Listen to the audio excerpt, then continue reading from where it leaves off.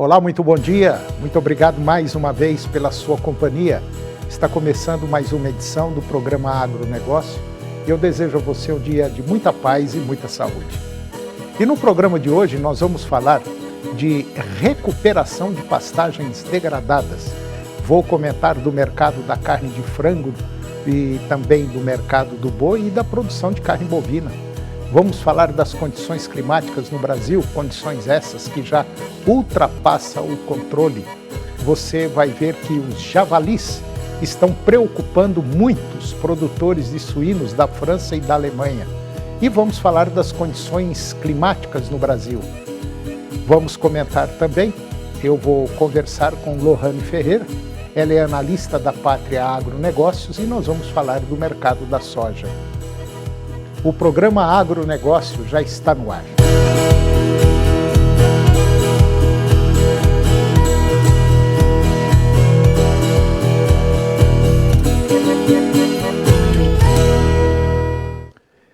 Eu começo o programa de hoje falando de recuperação de pastagens degradadas. A equipe econômica e do Ministério da Agricultura estão preparando um regramento específico para anunciar o edital para a recuperação de pastagens dentro da linha Blended Finance, ou seja, financiamento misto do Eco Invest.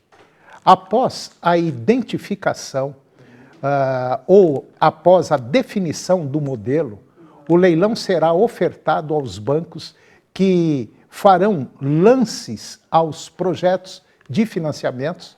A linha Blended Finance, ela combina recursos públicos provenientes do Fundo Clima, gerido pelo Banco Nacional de Desenvolvimento Econômico e Social, BNDES, e também bancos privados. Em paralelo, o Ministério da Agricultura, juntamente com a empresa brasileira de pesquisa agropecuária, a Embrapa, está elaborando uma normativa técnica com critérios de produção a serem cumpridos pelos produtores para os financiamentos serem elegíveis aos recursos. Entre as práticas ambientais a serem exigidas estão o uso do plantio direto, o uso de bioinsumos e práticas para a redução das emissões de gases de efeito estufa. Os juros baixos serão determinantes para os produtores fazerem a conversão das áreas e adotarem essas práticas. Hoje, o Brasil já converte 1 milhão de hectares por ano e pode converter o dobro, pelo menos é o que avaliou o assessor especial do Ministério da Agricultura. O projeto do governo federal prevê converter 40 milhões de hectares de áreas degradadas em áreas agricultáveis em 10 anos, por meio do Programa Nacional de Conversão de Pastagens Degradadas em Sistemas de Produção Agropecuários e Florestais Sustentáveis, criado no ano passado. A ideia é fomentar prática com a concessão de financiamentos a juros acessíveis aos produtores rurais. O custo médio estimado pelo Ministério para a conversão de pastagens é em torno de $3.000 por hectare, o que geraria um investimento total de, no máximo, 120 bilhões de dólares, o equivalente a 600 bilhões de reais, considerando a meta de recuperação de 40 milhões de hectares em 10 anos. O cálculo inclui gastos com correção de solo, adequação ambiental e também custeio. E agora vamos comentar do mercado da carne de frango. Levantamento recente do CPEA indica que a carne de frango ela está ganhando competitividade em comparação com as carnes suína e bovina. E esse fenômeno ocorre porque a valorização da carne de frango ela tem sido mais moderada, o que a torna uma opção mais acessível para os consumidores. A oferta limitada de carne suína e bovina tem contribuído para o aumento dos preços dessas proteínas. Em contraste, a carne de frango ela tem registrado uma alta menor, principalmente devido ao aumento do poder de compra da população agora no início de setembro, o que impulsionou a demanda por essa proteína. E para atender a essa demanda crescente, o setor atacadista está ativo na compra de produtos agrícolas, buscando repor os estoques e garantir a disponibilidade dos produtos no mercado. Esse cenário reflete a crescente importância da carne de frango como uma opção de proteína mais competitiva e acessível no cenário nacional. E agora você vai ver que os javalis, eles estão preocupando muito produtores de suínos da França e da Alemanha.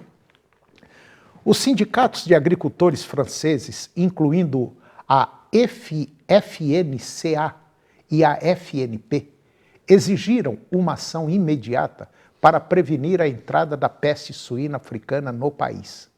Em uma declaração conjunta, eles pediram a criação urgente de uma zona branca ao longo da fronteira franco-alemã, a leste do rio Reno, onde todos os javalis selvagens devem ser eliminados.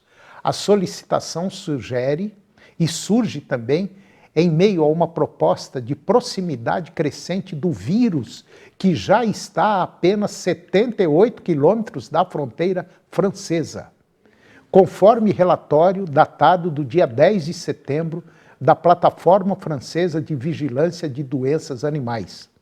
Os sindicatos alertam que um javali pode percorrer entre 20 e 30 quilômetros por dia, especialmente durante a temporada de caça.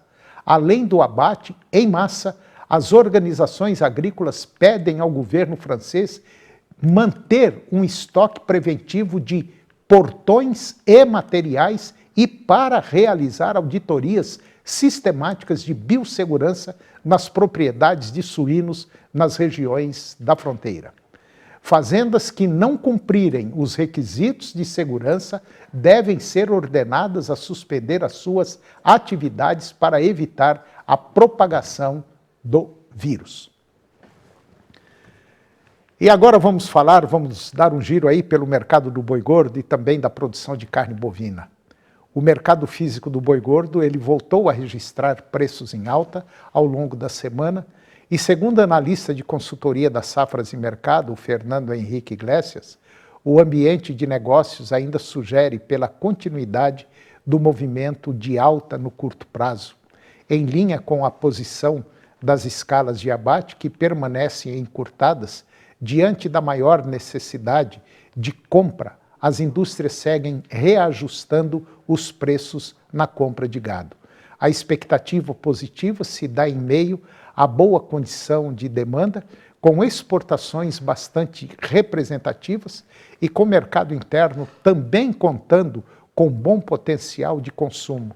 Por outro lado, a carne bovina ela pode perder competitividade em relação às proteínas concorrentes no decorrer do segundo semestre. As exportações de carne bovina fresca, congelada ou refrigerada do Brasil, elas renderam 313 milhões de dólares agora no mês de setembro, em apenas 5 dias úteis, com média diária de 62,6 milhões de dólares. A quantidade total exportada pelo Brasil chegou a 70,9 mil toneladas, com média diária de 14 mil toneladas. E o preço médio da tonelada ficou em 4.411 dólares. Em relação a setembro do ano passado, a alta foi de 41,5% no valor médio diário da exportação, um ganho de 45,6% na quantidade média diária exportada e desvalorização de 287% no preço médio. E com o dólar médio em agosto deste ano, cotado a R$ 5,55, que é o maior valor desde dezembro de 2021, o preço médio da carne exportada chegou a R$ 24.604 por tonelada, ou 4.433 dólares por tonelada, um aumento de 0,6% em relação a julho deste ano e 11% superior em relação ao registrado em agosto do ano passado. A desvalorização do real tem beneficiado o faturamento das indústrias frigoríficas brasileiras. Para setembro deste ano, espera-se uma expansão nas exportações, com projeção de 225 mil toneladas embarcadas, 3,4% a mais que em agosto de 2024, o que representaria o maior volume da história para o mês de setembro. Além disso, espera-se que a valorização em reais da proteína brasileira se mantenha ao longo do mês. Os dados foram divulgados agora pela Secretaria de Comércio Exterior, que é a SECEX. E depois do intervalo, nós vamos falar das condições climáticas do Brasil, condições essas que já ultrapassam o controle, e eu vou conversar com Lohane Ferreira, analista da Pátria Agronegócios, e nós vamos falar do mercado da soja. Nós voltamos já, é um minuto só.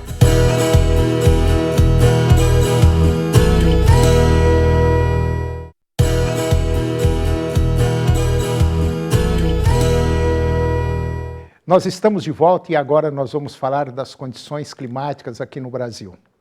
As condições essas que já ultrapassam o controle em relação à quantidade de focos de incêndio. A onda de calor que se instalou no Brasil desde o começo de setembro, ela deve registrar até lá por volta do dia 20, segundo as informações do Climatempo.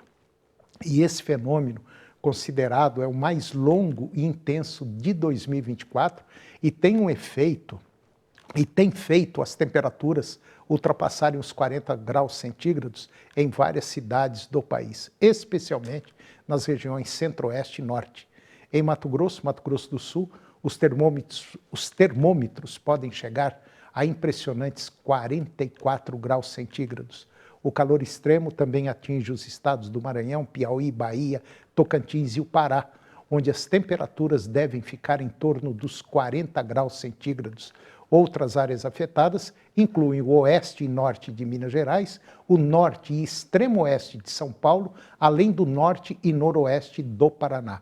E de acordo com a Organização Meteorológica Mundial, a WMO, essa onda de calor é caracterizada por um período de, no mínimo, 13 a 15 dias consecutivos em que as temperaturas ficam 5 graus centígrados ou mais acima da média para uma determinada região. Após o término da onda de calor, uma frente fria mais forte se deve avançar pelo país a partir de 20 de setembro, trazendo chuvas intensas devido ao choque entre massas de ar quente e massas de ar fria. E agora eu vou conversar com Lohane Ferreira. Lohane é analista da Pátria Agronegócios e nós vamos falar de um tema interessante, nós vamos falar do mercado da soja. O mercado da soja, ela vem aí, principalmente em relação a preço, vem capengando, está dando uma melhoradinha, agora sai um relatório aí dos Estados Unidos, falando que vai produzir muita soja, aí o mercado dá uma arrefecida, então nós estamos assim numa flutuação, nós estamos numa onda, é mais ou menos isso, Lohane? Olá, Toninho, exatamente isso, bom dia. É mais ou menos isso, né? É mais ou menos isso. A gente tem uma informação lá de fora, né, que a gente agora o foco no momento é ainda a safra dos Estados Unidos. Aos poucos isso vai mudando aqui para o Brasil, né, com o início da nossa safra. Então o mercado vai assim oscilando, né, entre as informações no exterior e aqui no Brasil também.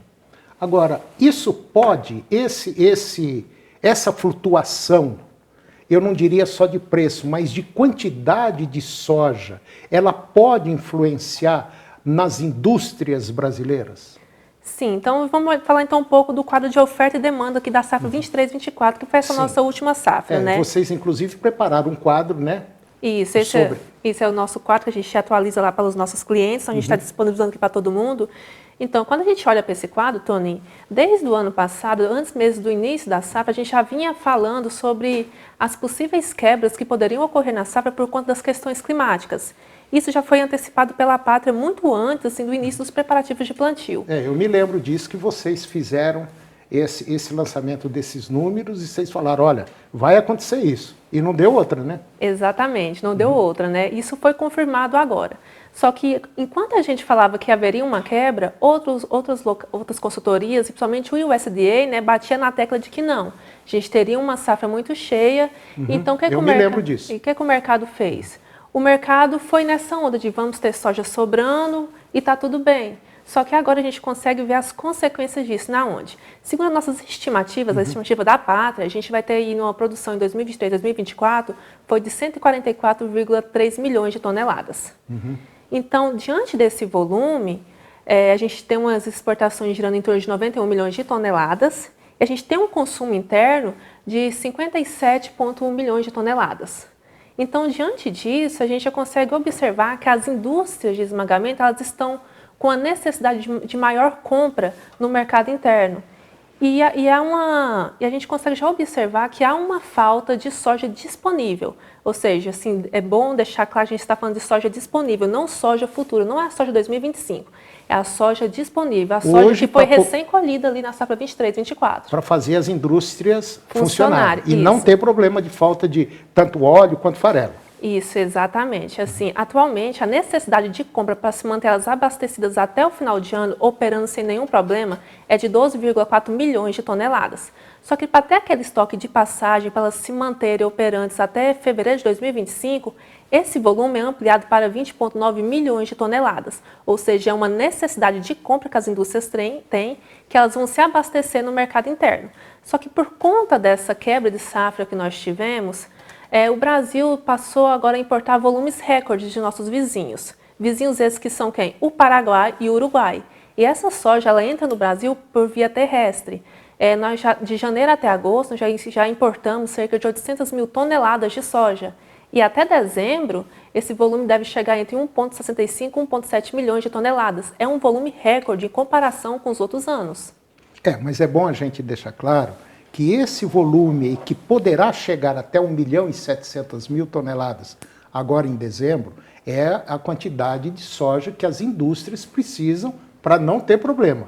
Na verdade, essa quantidade de soja de importação. Sim. Que elas vão importar de outras localidades, como Paraguai e Uruguai, né? Por conta a gente teve uma quebra de safra, então há uma falta de soja no mercado disponível. E precisa complementar. E isso causa o quê? Impacto nos preços. Nós tivemos agora em setembro um dos melhores preços no cenário disponível. Melhorou bastante. Isso por quê? Porque o produtor segurou, a indústria está com necessidade de compra e isso faz com que ela aumente a oferta de preço. Nós, na semana passada, conseguimos observar empresas pagando preços superiores ao porto. Então, isso que é um grande. Quer dizer que há uma necessidade, né? Exatamente. Agora, Lohane, para o futuro, como é que está a situação da soja agora para frente, daqui para frente? Então, olhando então para a safra 2024-2025, né, é um mercado ainda muito pressionado. Isso em grande parte por conta da safra dos Estados Unidos. Nós tivemos aí um relatório do USDA recentemente, né, na última quinta-feira, e eles informaram que houve uma redução no volume deles, passou de 124,9 para 124,8 milhões de toneladas. É uma redução? É uma redução, só que isso o mercado já precifica uma safra cheia, eles estão com a safra recorde. E apesar das questões que tem climáticas por algumas áreas com presença de seca, isso não vai impactar fortemente na produção. Eles continuarão tendo uma safra recorde e isso acaba pesando nos preços. Por quê? Porque os preços são formados por 3 pontas. CBOT, que é a Bolsa de Chicago, os prêmios de exportação e o dólar. Então, isso junto impacta nos preços. Então, neste momento, se a safra dos Estados Unidos é o foco, o mercado vai olhar para a cena interna dela, para o produtor americano. Então, a gente tem uma safra recorde, isso acaba impactando nos preços, porque tem uma oferta maior. E, aos poucos, isso vai movendo aqui para o Brasil, né? A gente tem agora já os preparativos para a safra 2024-2025 brasileira, e até o momento, há algumas questões com clima, de atraso de chuva, só que não podemos garantir que isso vai impactar na produção lá na frente. Ainda é muito cedo para falar sobre isso. Então, o foco ainda é os Estados Unidos e os preços estão pressionados. Eu acho que aqui no Brasil a gente tem que ficar ainda muito quieto, porque nós estamos vivendo um momento que nós não sabemos exatamente quando nós teremos chuvas, e isso é preocupante, principalmente para o produtor. Nós estamos aí com um índice de incêndios em áreas produtivas muito grande. Isso poderá impactar a safra 24 e 25. Agora, inclusive teve uma equipe da Pátria que foi lá para os Estados Unidos, participou lá da Bolsa de Chicago, andaram por várias regiões lá nos Estados Unidos, observaram lá em loco algumas lavouras, fizeram um relatório muito bem específico, dessa viagem aí da equipe da Pátria. A gente está sabendo disso, inclusive nós mostramos isso aqui no nosso programa também, colocamos no nosso canal TV Agro. Então a Pátria hoje ela tem subsídios assim fantásticos, excelentes, verídicos para levar para você que é produtor rural. Então essa conversa que nós estamos tendo aqui, que até o final de dezembro as indústrias poderão precisar de até 1.600.000, 1.700.000 toneladas de soja para manter as suas indústrias funcionando e não faltar produto no mercado. E isso é um fato, né? Isso, Tony. A gente, recentemente, o Matheus Pereira, que é o diretor da Pátria, esteve nos Estados Unidos acompanhando em loco. Nós relatamos aos nossos clientes tudo o que poderia acontecer antes mesmo de ter o tour de safra. E está acontecendo, né? Exatamente. Ter o tour de safra dos Estados Unidos. Foi relatado que poderia, sim, ver um aumento ali da produção, né? Então, são formas de se antecipar ao mercado e poder criar estratégias para o produtor não sair perdendo no final das contas. A gente sabe disso, que vocês estão fazendo um belo de um trabalho. Esses levantamentos, eles só vêm bater de frente a resultados positivos junto com o produtor. Então, a Pátria hoje lançou esses dados de mercado, de importação, de exportação, e realmente todos esses dados e tudo aquilo que foi falado anteriormente, as coisas, ainda bem, e com muito profissionalismo, as coisas estão acontecendo.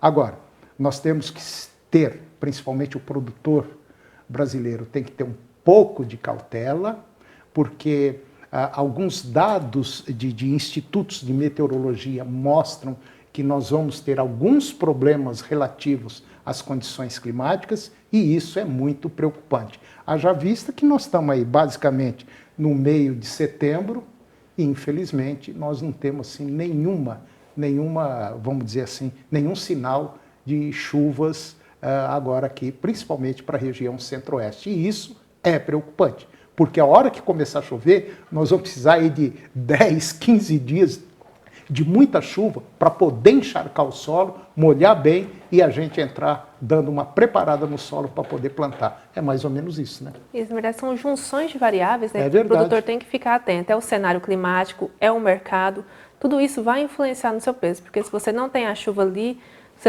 atrasa o plantio, isso vai impactar na produção, começa a impactar na segunda safra também. De milho, e aí... Então, isso tudo vai gerando uma bola de neve. Tá certo. Bom, se você tem alguma dúvida, se você quiser bater um papo com o pessoal da Pátria, basta você entrar no site da Pátria, que é o www.patriaagronegócios.agri.br, né? Se não me falha a memória. Isso, é isso mesmo. agr.br.